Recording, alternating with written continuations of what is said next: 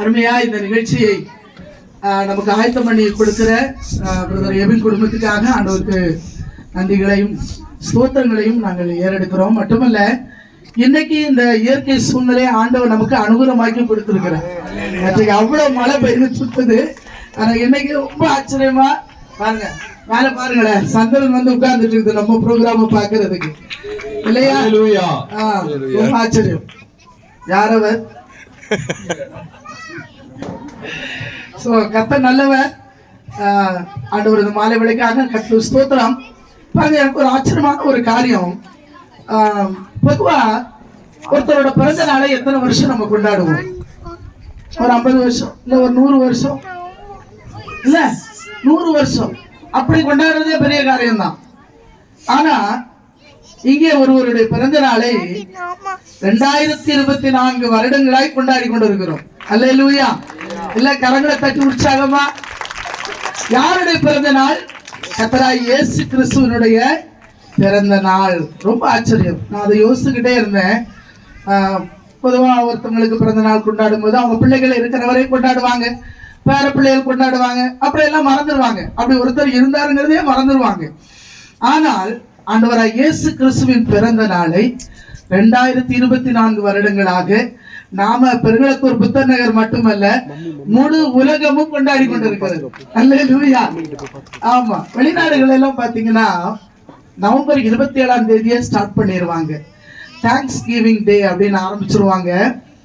அப்புறம் டிசம்பர் முழுக்க ஆண்டோடைய பிறந்த நாளை அவர்கள் கொண்டாடுவார்கள். நாமும் இந்த டிசம்பர் முதல் வாரத்துல இருந்து நம்ம ஆரம்பிச்சிருக்கிறோம். ஆண்டவர் நல்லவர். சரி, ஏன் அவரை நாம் கொண்டாடுகிறோம்? ஏன் இந்த அளவுக்கு கொண்டாடப்படுவதற்கு என்ன காரணம்? என்ன காரணம் அப்படிங்கிறது ஒரு சின்ன ஸ்டோரியை நான் சொல்லிட்டு இயேசு கிறிஸ்துவை குறித்ததான காரியங்களை சொல்லி நான் முடிக்க விரும்புகிறேன். பாருங்க, அலெக்சாண்டர் அப்படிங்கிற ஒரு ராஜாவை நீங்க கேள்விப்பட்டிருப்பீங்க, கிரேட் அலெக்சாண்டர்.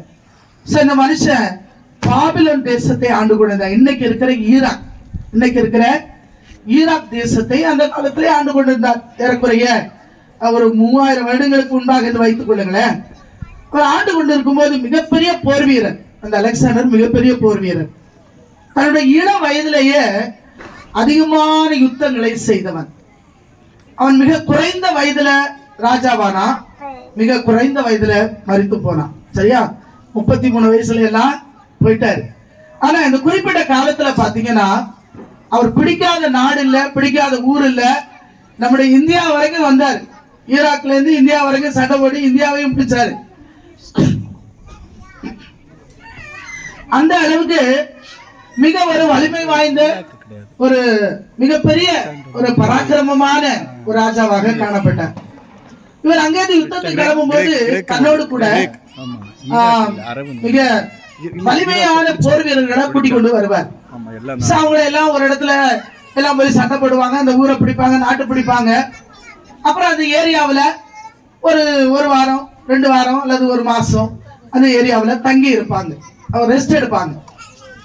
அவங்க தங்களை பலப்படுத்திக்கணும் இல்லையா? நிறைய பேர் காயங்கள் பட்டிருக்கும், நிறைய பேர் சிக்கா இருப்பாங்க. அவங்க எல்லாம் சரியாகணும். சரியான பிறகு திரும்ப இன்னொரு ஊருக்கு சண்டையை கிளம்புவாங்க. அந்த ஊரை போய் பிடிப்பாங்க, கொள்ளையடிப்பாங்க, நிறைய பொண்ணு பொருள் எல்லாம் சேர்த்துக்குவாங்க. இப்படி அவர்கள் ஒரு இடத்துல ஒரு தேசத்தை பிடித்து விட்டு ஒரு இடத்துல எல்லாரும் ரெஸ்ட் எடுத்துட்டு இருக்காங்க. போர் வீரர்கள் அங்க காயப்பட்டு கிடக்கிறவர்களை பாதுகாத்துக் கொண்டிருக்கிறார்கள். இரவும் பகலும் பாதுகாத்துக் கொண்டிருக்கிறார்கள். இந்த அலெக்சாண்டர் என்ன பண்றாரு? அலெக்சாண்டரோட ஒரு வேலை என்னன்னா, போர் வீரர்கள் ஒரு பக்கம் காயப்பட்டு படுத்து கிடக்கிறாங்க, இன்னொரு பக்கம் அந்த போர் வீரர்களை காவல் செய்கிற போர் வீரர்கள் இருக்கிறார்கள். டே அண்ட் நைட் அவங்க கண்ணை விழிச்சு நின்றுட்டு இருப்பாங்க. சரி, அவங்க தான் பாதுகாக்கிறாங்களே, நாம படுத்து தூங்கலாம் அப்படின்னு அலெக்சாண்டர் நினைக்கிறதே இல்லை. மிக சிறந்த தலைவன் என்பதற்கு என்ன அடையாளம் பாருங்க, பகலிலும் விழிப்பாதான் இருப்பான், ராத்திரியும் தன்னுடைய போர் வீரர்கள் என்ன செய்கிறார்கள் என்பதை கண்காணித்துக் கொண்டே இருப்பானாம். ஒரு நாள் ராத்திரி அவன் என்ன செய்யறான், யார் யார் என்னென்ன பண்றாங்க, என்ன நடக்குது அப்படின்னு பார்க்கறதுக்காக ஒவ்வொரு அவர்கள் தங்கி இருக்கிற அந்த முகாம்கள் டென்ட் போட்டு தங்கி இருப்பாங்க இல்லையா? அதெல்லாம் அப்படியே பார்வையிட்டுட்டே வராரு. நிறைய பேர் அப்படியே ரைப்பா நின்றுட்டு இருக்காங்க. அலெக்சாண்டர் பார்த்தோன்னு ஒரு சல்யூட் அடிச்சு, ராஜா இல்லையா, த கிரேட் அலெக்சாண்டர், அப்படியே எல்லாரும் அவருக்கு மரியாதை கொடுக்குறாங்க. நடுராத்திரி நேரம் எல்லாரையும் பார்த்து கொண்டே அவர் வருகிறார். கடைசியா ஒரு டென்ட் பக்கத்துல வர்றாரு. அங்க வந்தா உள்ள ஒருத்தன் அடிபட்டு தூங்கிட்டு இருக்கிறாரு, ஒரு போர் வீரன். அவரை காவல் காக்க வேண்டிய ஒரு போர் வீரன் வெளியே நிற்கிறாரு, அவருமே தூங்கிட்டு இருக்கிறாரு. அவர் தன்னுடைய பக்கத்துல ஒரு சேர் மேல உட்கார்ந்துக்கிட்டு நல்லா தூங்கிட்டு இருக்கிறாரு. அலெக்சாண்டர் கிட்ட வந்து பார்த்தாரு, தூங்கிட்டு இருக்கானே என்ன விஷயமா இருக்கும், எழுப்பிடலாமா ஒரு அடி போட்டு அப்படின்னு சொல்லி கிட்ட வந்து பாக்குறாரு. அவன் எதையோ ஒரு குறிப்பை எழுதி தன்னுடைய டேபிள்ல வைத்து விட்டு படுத்து அங்கே உட்கார்ந்து தூங்கி கொண்டிருக்கிறான். சரி என்ன எழுதி வச்சிருக்கிறான் அப்படின்னு அதை எடுத்து வாசிச்சு பாக்குறாரு. பார்த்தா அவனுக்கு தகப்பன் இல்லை, தாய் மட்டும்தான் இருக்காங்க, ஊர்ல இருக்காங்க. இவன் பல மாதங்களாய் அம்மாவை சந்திக்கவே இல்லை, அம்மாவை இன்னும் பார்க்கவே இல்லை. இப்ப இருக்கிற மாதிரி மொபைலு வீடியோ காலு அப்படியெல்லாம் இருந்திருந்தா பிரச்சனையே இல்லை இல்லையா? பல மாதங்களாய் அம்மாவை பார்க்காத ஒரு ஏக்கம். அடுத்தது இவன் அனுப்ப வேண்டிய பணம் இன்னும் அனுப்பல. அடுத்தது அம்மாவுக்கு அநேக கடன் பிரச்சனைகள், நிறைய பேருக்கு காசு கொடுக்கணும். அந்த காசெல்லாம் இவன் தான் கொடுக்கணும். இவன் இன்னும் அனுப்பல. அம்மா லெட்டர் மேல லெட்டர் போட்டுட்டு இருக்காங்க.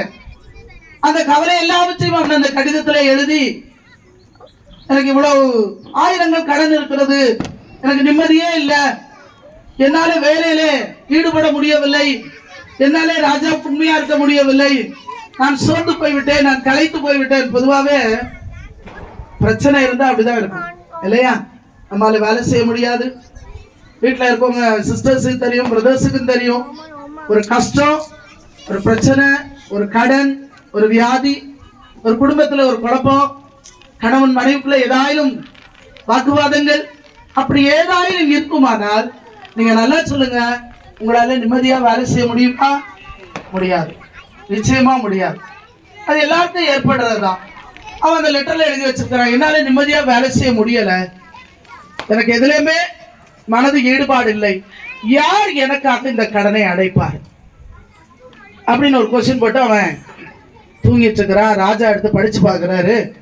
எல்லாத்தையும் படிச்சு பார்த்த பிறகுதான் அவருக்கு புரியுது இவன் ஏன் இப்படி தூங்கி கொண்டிருக்கிறான் என்பதை ராஜா கண்டுபிடிச்சார். உடனே ராஜா என்ன பண்றாரு, அந்த கடிதத்துக்கு கீழே ஒரு கையெழுத்து போடுகிறார்.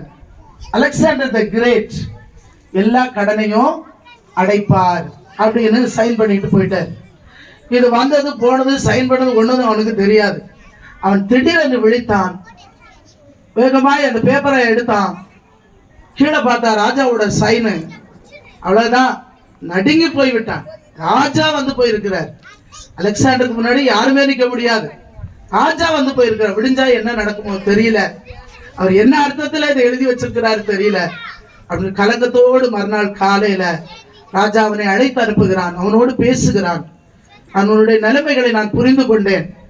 சோ உன்னுடைய எல்லா கடனையும், உன்னுடைய தாய்ப்பட்ட அத்தனை கடனையும் நான் அடைக்கிறேன். இனிமே நீ சமாதானத்தோடு தைரியமா என்னோடு கூட யுத்தத்துக்கு வா என்று சொல்லி அழைத்து கொண்டு போனானாம். தேவ பிள்ளைகளே, நம்முடைய கர்த்தராகிய இயேசு கிறிஸ்து ராஜாதி ராஜாவும் கர்த்தாதி கர்த்தருமாய் இருக்கிறார்.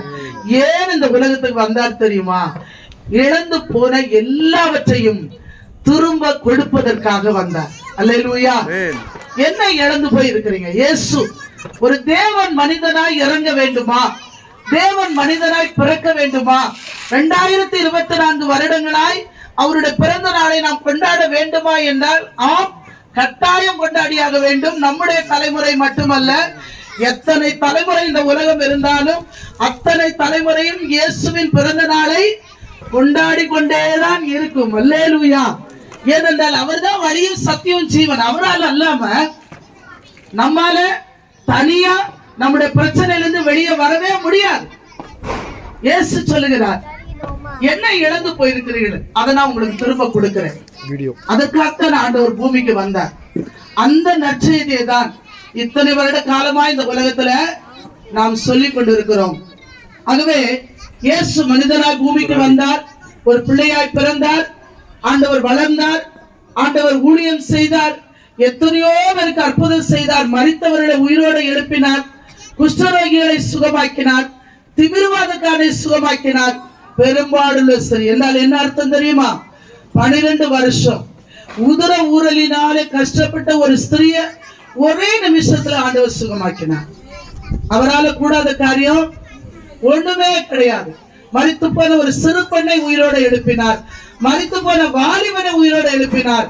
மரித்து போன லாசரை உயிரோடு எழுப்பினார். மாத்திரமல்ல, இயேசு உங்களுக்காக எனக்காக எப்படி அந்த அலெக்சாண்டர் அந்த மனுஷனுடைய கடனை அடைப்பதற்காக அவன் ஒரு வாக்குறுதியை கொடுத்தான், அதே போல உங்களை என்னை விடுவிப்பதற்காக இயேசு நம்முடைய பாவங்களுக்காய் நாம் செலுத்த வேண்டிய அந்த காரியங்களுக்காய் அல்லது நாம் அனுபவிக்க வேண்டிய தண்டனைகளுக்காய் இயேசு சிலுவையில தன்னுடைய உயிரையே கொடுத்தார்.